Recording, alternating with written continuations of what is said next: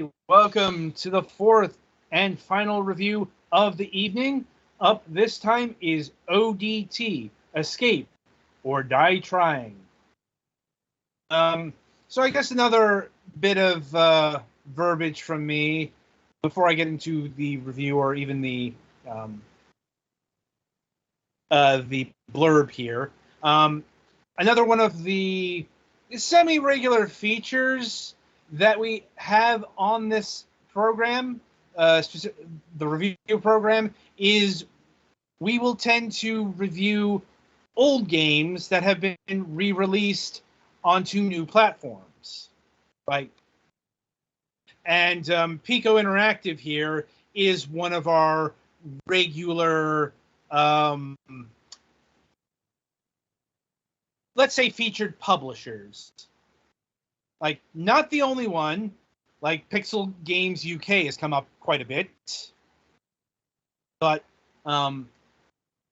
yeah. And I do want to say, like, to people who are complaining about the state of, like, retro gaming and preservation and all that stuff, and I get Pico Interactive is controversial for a few reasons. Like their stances on NFTs comes to mind. But also they've done some effectively licensed collecting, let's say. Yeah, improper accreditation, like but it's like these things aren't black and white, because given that we have featured a number of Pico Interactive games on this channel at this point, a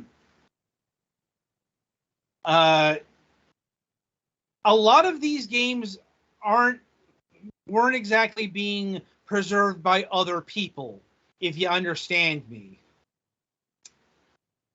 Do I wish there were other companies in this particular game? Of course.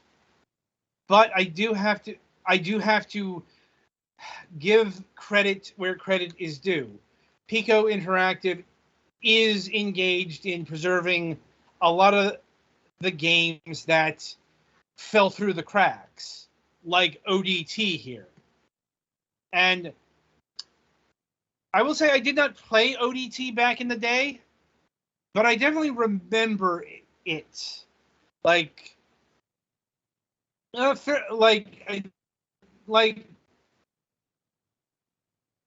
it wasn't a top shelf title, but it was definitely a pushed title from Psygnosis. And I remember, like, specifically, it was like a showcase of what their France studio, their Paris studio, was doing at the time. But anyway, so let me get into the marketing materials here. Fight your way through an incredible multi-level 3D worlds while searching for a magical green pearl that will help save millions from decimation. ODT leads you deep into a mysterious tower full of hideous enemies and hidden dangers. It gets tough, and there's no turning back. Find yourself immersed in an atmosphere of mystery, magic, and mayhem. Fight your way through with 4 compelling characters to play, each with unique attributes, including weapon control. I will highly dispute this. Magic ability, physical strength, and combat experience. 16 spells to learn and 4 deadly weapons. 70 sectors to explore, complete with unique ambiance, traps, and more than 40 enemies. Fast and intuitive gameplay. No. Giving a heightened sense of realism and continuous action. No. Everything about this last bullet point is a lie. Yeah, I have a few axes to grind with ODT. Because I don't know if you've been paying attention to the footage here, but you might notice that this game is playing like a certain title. like a certain Raider of Tombs. Aha. Yeah. I'm like, I'm not going to sugarcoat this. This game plays like the poor man's early Tomb Raider title. Because now I will also say I focused on playing the PC version. Petty here is displaying the PS1 title version of the game. You do get both. Surprisingly, the unreleased N64 version was not included in this package, even though Pico Interactive secured the rights and I think is looking into or might have released the N64 version on the N64. They have done this with 40 Winks, and I think they did this with Glover as well. But yeah, so ODT plays like Tomb Raider. And I can't say that as a compliment. Because, okay, here's the thing. I never liked how original Tomb Raider played. Not back in the day, not now, not ever. And here's the thing I can say about Tomb Raider. They're not bad controls for what they were going for. Like, Tomb Raider had very stiff, very deliberate, very wonky controls. But you got to remember the framework in which this was working in. And I would include ODT in that conversation. This was working with the PS1 and I guess in the case of Tomb Raider, the Saturn. But they were working with the idea that the primary method of input was the D-pad. And the controls of Tomb Raider are oriented around that idea. And the thing about Tomb Raider's controls is they actually work. They actually work, but you have to work at them. They're not intuitive. That's probably why they started including training sessions like I'm trying to remember the first game. I know they definitely showed up by the second game. But you had Tomb Raider had to work with the PS1 controller or a keyboard or very digital controls. It's just digital controls in a 3D space aren't the smoothest of operations at the best of times. And you can definitely see it here. Like, try running in a straight line.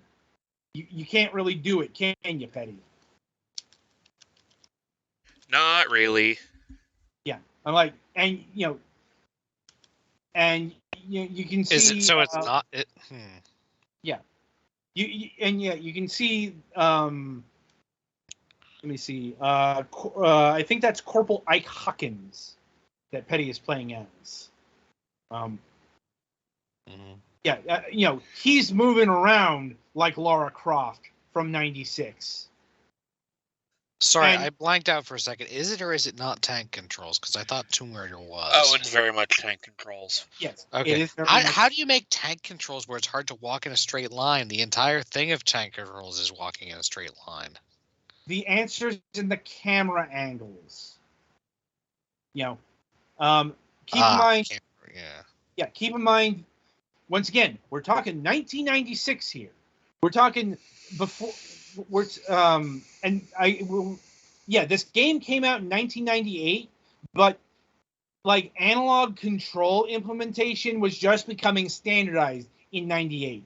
Really didn't hit the PlayStation until 99. I know because I was there. And even then, Tomb Raider 3, I believe, had analog controls, but they were bloody awful. They were as stiff and gangly as what we're seeing here. And Petty is displaying some of the range of movement. And this is where it really lags behind Tomb Raider. Think about that. But the thing about Tomb Raider is it had precision to it. Like, you could step up to an edge and jump. Like, there were different ways to jump. And you don't get nearly that kind of range here. But I think the biggest game that the biggest thing that this lacks well, no, there are two things. The in terms of movement, the thing that this lacks is I would say jumps. You might have seen Petty roll around, dodge roll, and there is that. But here's the thing. Lara Croft was able to jump dodge roll, and you got much better articulation of movement with Lara Croft jumping versus the dodge roll here. You know, and the other thing is the auto aim on this is very not good. Once again, we are talking 1998. We're talking pre-Ocarina of Time, so there's no lock-on. And you know, one of the biggest problems I encountered was actually hitting enemies. Now, maybe this is not quite a thing in the PlayStation version, but in the PC version, yeah, the auto targeting needed some work. Like those goddamn bats, trying to hit them sometimes was a crapshoot. Because there's three ways to do that: lock on, copious copious aim assist, or it sucks. Yeah, and this went with the third option because, like, also the dodge roll is mapped to a separate button. You can't just like roll back or roll to the side. That's another thing that Lara Croft could do. You could shoot and dodge at the same time. It feels weird for me to be praising Tomb Raider's controls so much, but this is the kind of game that you need to play. Like, when people say you need to play the bad games, this is what they mean, because this game showed me what Tomb Raider was doing right back in the day. And you know, I don't want to call this a bad game, but like I said, it's got all the fucking arthritis of an early Tomb Raider game, but worse. And that amazes me. Like I said, you know, here's another example. Like, this is a very Tomb Raider-esque jumping set, but you don't have the fine range of motion and articulation that Lara Croft has. And if I seem like I'm banging on this point, it's what makes or breaks the game here. Because something game feel, something. Like I said, and I mean, in this era, no, I mean, they were still competing for graphics, but the bar at this era of 3D development was very low. Yeah. Or, you know, they were still trying to... Like, that gun is part of dude's hand. And keep in mind, yeah, it's better on the PC version. Like, it's got better graphics, but keep in mind, better graphics is all relative, because yeah, we're talking very early 3D stuff here. We still talking jaggies that poke your eye out, among other things. Yeah. Now as far as the combat actually goes, there are the weapons, which I didn't manage to find any flamethrower ammo. I mainly used like the blue ion cannon.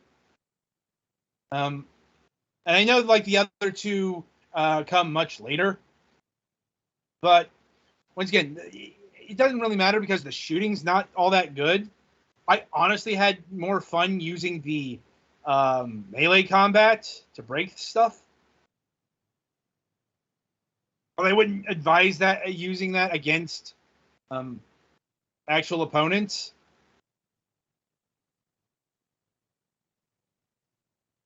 Yeah.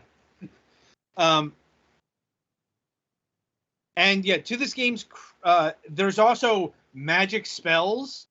I did manage to acquire one of those in my time playing the game, but I don't know if the developer ever gives us feedback on this, or the publisher. Well, specifically Pico, because they would have been the ones that implemented Xbox One controller compatibility. I could not get the magic spells to work on the Xbox One controller, or it wasn't displaying properly. And something was going on there, so I wasn't able to use that. But I can definitely say that I did not make it very far in this game. I did make it past this point. But this game is hard.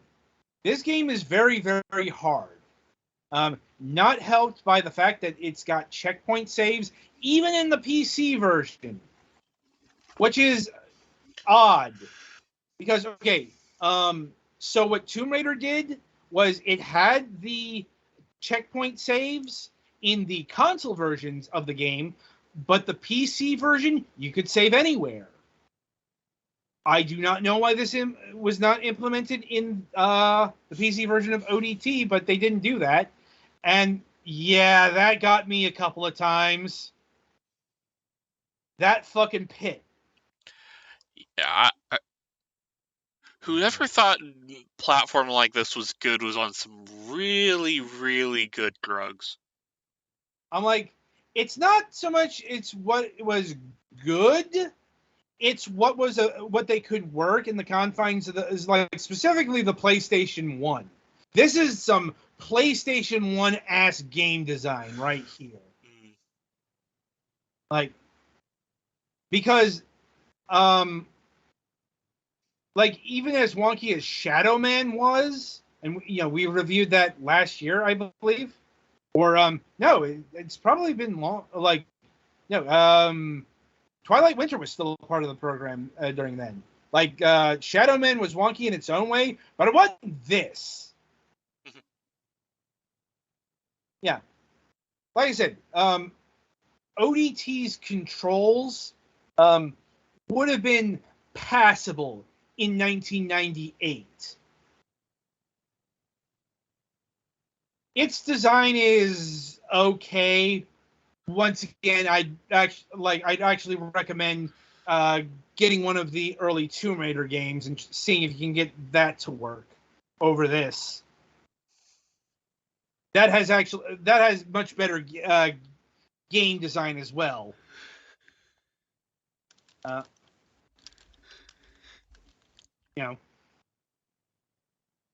And I guess my overall point is, okay,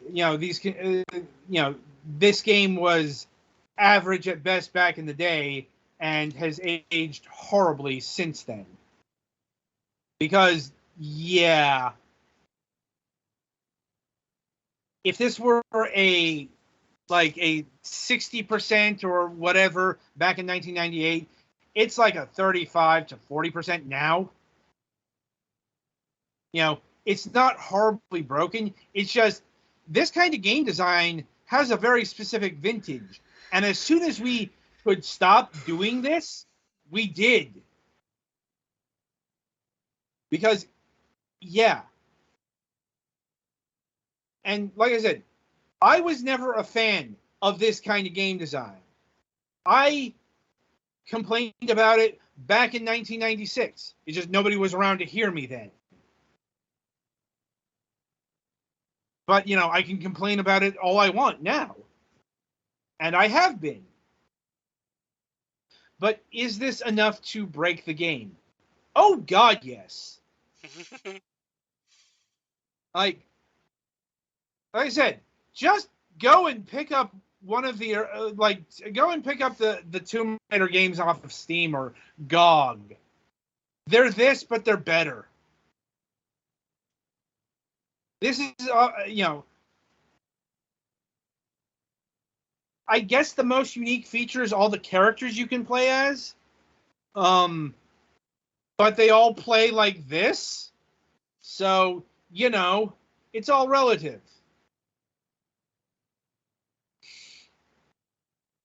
Like I said, I could go on, but I'd really just be repeating myself by this point. So I suppose we'll get into what's the damage, as we like to say. And so that's another sticking point. It's probably because Pico had to put some work into this, because we've reviewed a number of their games. This is actually, I think, the most advanced. Because we haven't covered 40 Winks or Glover yet. But this game is clocking in at $13, $12.99. It does regularly go on sale to $7.79. Let me just look up how much a Tomb Raider, an early Tomb Raider title will run you. Mm-hmm.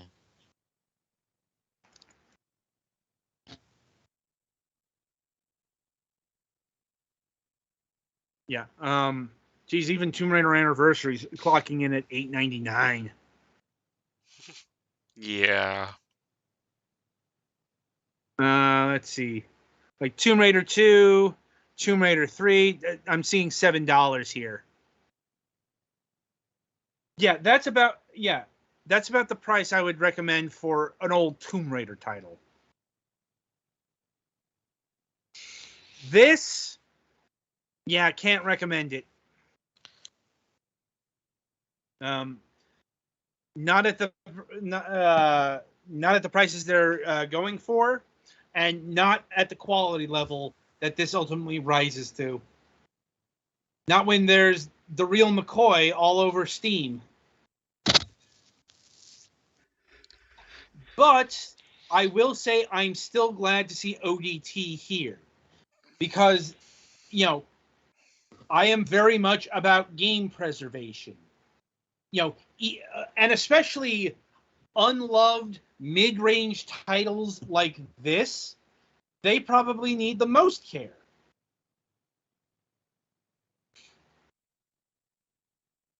But actually playing the damn thing, no. Also, it has a live system, which still a number of third-person games still Live systems stopped being a necessary thing in the 80s, and they stopped being a reasonable thing in the 90s. Yeah. I'm like, granted, it's not the only offender of that particular sin, but, once again, Tomb Raider didn't bother with lives. Daikatana 2. Daikatana did have the save crystals. They patched that shit out after everyone and their mother complained. But yeah, I'm like, ODT, this was as they say, this was a very mid title back in the day, and it's just aged like, not warm milk, but perhaps more like stale bread. Honestly, that's what it feels like to Control. Stale bread. Anything you want to add to the mix, Petty? Not really. This game is a thing that exists. Okay, so that's what Mac was on about. Yeah. Though I doubt we'll be seeing this game on his Retro Cafe anytime soon. Anyway, so yeah, that'll do it for ODT. Escape, but yeah, you're probably going to die trying. I certainly did. Until I got too frustrated to continue onwards. Anyway, coming up on the week ahead. So, on Wednesday, November 16th, we will be welcoming Sam Den Hartog of Ensasoft. I think that's how that's pronounced. Yeah, I forget what they do. Hang on. I'm going to have to look this up. Live research.